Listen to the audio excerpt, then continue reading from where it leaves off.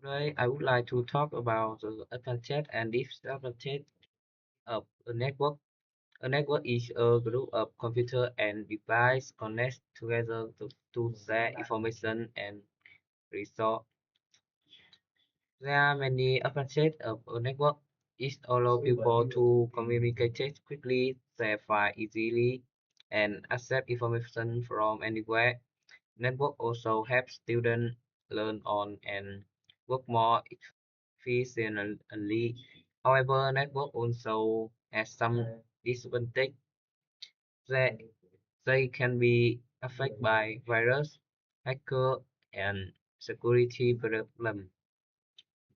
Sometimes the network connect in slow or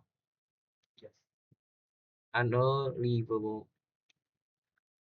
I think a network is good because it makes our life easier and helps us with connect with people around the world.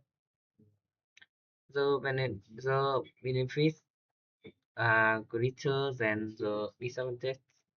In my daily life, I use network to study online, search for information, watch video, use social media, and communicate with my friend and teacher.